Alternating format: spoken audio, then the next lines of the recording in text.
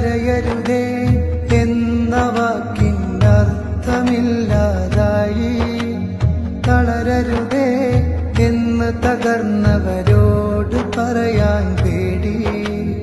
കരയരുതേ എന്ന വാക്കിനർത്ഥമില്ലാതായി. തളരരുതേ എന്ന് തകർന്നവരോട് പറയാൻ പേടി. ഈ മണ്ണിൽ ഒരു ദേശം